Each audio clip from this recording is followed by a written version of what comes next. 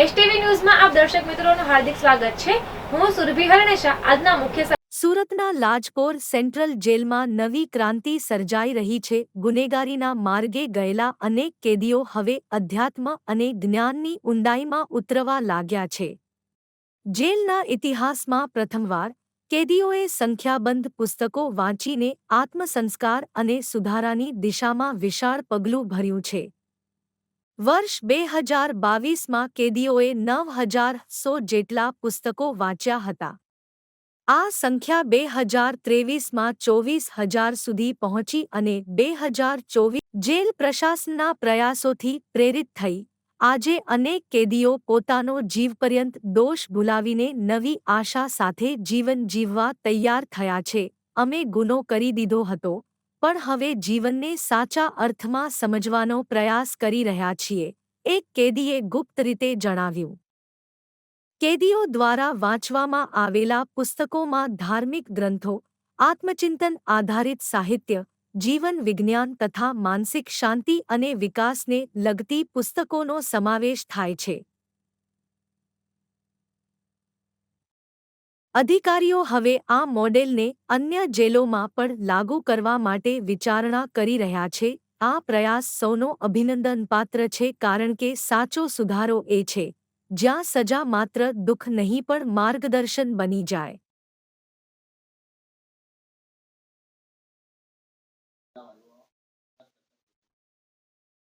Lajpur jail ખાતે કેદી સુધારાત્મક પ્રવૃત્તિ બાબતે ઘણી બધી એક્ટિવિટીઝ ચાલી રહી છે।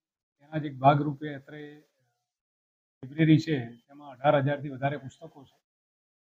જે બંદીવાનો નવા આવતા હોય વત્તા જૂના જે બંદીવાનો છે એમને અમે સતત વિવિધ એક્ટિવિટીઝમાં પાર્ટિસિપેટ થવા માટે પ્રોત્સાહિત કરતા હોઈએ છીએ, જેમ કે યોગા, મેડિટેશન, સ્કૂલ, લાઇબ્રેરી આવી ઘણી બધી વ્યવસ્થાઓ છે। ભાગરૂપે લાઇબ્રેરીમાં બી વાંચન માટે અમે એમને પ્રોત્સાહિત કરીએ છીએ અને એમાં વાંચનનું પ્રમાણ વધે એ માટે અમે મહેનત કરીએ।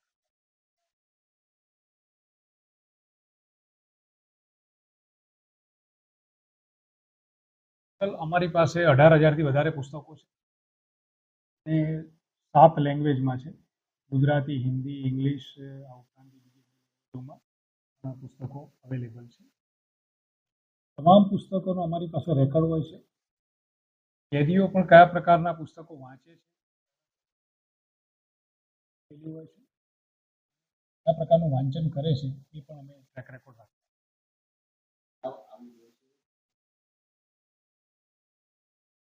ચોક્કસ ઘણું બધું પરિવર્તન જોવા મળે છે। અહીંયા સૌથી મોટી વસ્તુ એમને સમય પસાર કરવાનો હોય છે, તો સકારાત્મક પ્રવૃત્તિમાં જો એ લોકો પાર્ટિસિપેટ થાય એવો અમારો પ્રયત્ન હોય છે અને એમને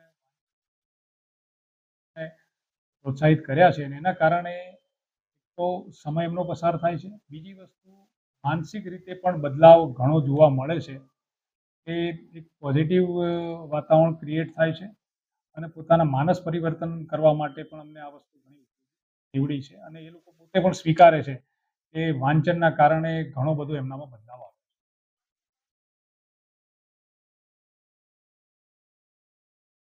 હા, ચોક્કસ જે કેદી એવા છે કે જે અક્ષરજ્ઞાન નથી ધરાવતા તેના માટે પણ અમારી પાસે અત્રે ઓડિયો લાઇબ્રેરી ઉપલબ્ધ છે અને એના માધ્યમથી પણ એ લોકો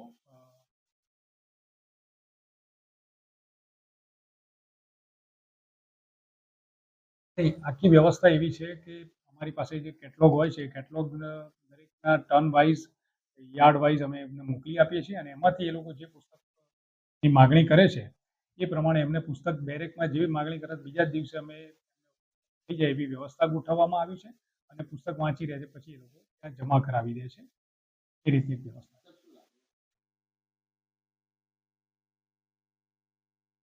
ચોક્કસ મેં આગળ કીધું એ પ્રમાણે એમના વર્તનથી માંડી બાબતોમાં થયા છે।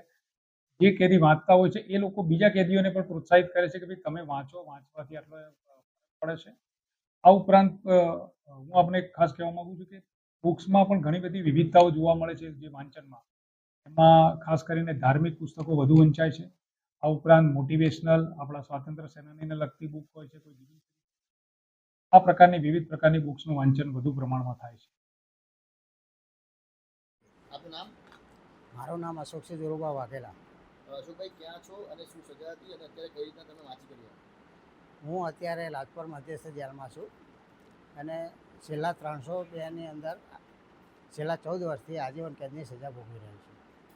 કઈ કઈ પુસ્તક વાંચો છો અને કેટલું તમારા જીવનમાં પરિવર્તન આવ્યું છે? મારા જીવનની અંદર આ પુસ્તકો વાંચવાથી ઘણું જ પરિવર્તન આવેલ છે અને આ પુસ્તકો લાઇબ્રેરીની અંદર જે આધ્યાત્મિક પુસ્તકો હોય, કોઈ ધાર્મિક કે જે બૌદ્ધ કથાઓ હોય, જૈન કથાઓ હોય કે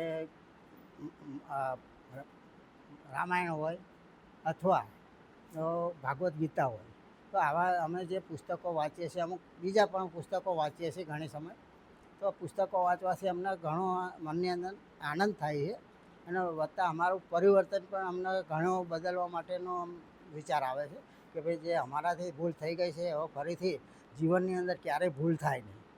અને અમારાથી જે ભૂલ થઈ છે પણ બહાર પણ કોઈ આવી ભૂલ જીવનની અંદર કરે નહીં અને સારી રીતે જીવન જીવે. સમાજની અંદર બધા માણસો, આપણા પરિવારના માણસો કે જે તે આપણા વ્યક્તિઓ હોય એમને આપણે સમજાવી શકીએ છીએ. આપણે રજા ઉપર જઈએ આવીએ ત્યારે પણ બધાને જણાવીએ છીએ કે ભાઈ અમે જે કર્યું છે એવું હવે તમે કોઈ કરતા નહીં. અને અમે જે અત્યાર સુધી અમારા ગુનાને ભૂલ થઈ ગયેલી છે એવો ફરીથી અમારા જીવનની અંદર ક્યારેય ભૂલ થાય નહીં. એ માટે અમારું પરિવર્તન ઘણું આવી ગયું છે. અમારા મનની અંદર ખોટા વિચારો આવતા નથી અને સારું કંઈક કરવું એવા મનની અંદર વિચારો આવે છે.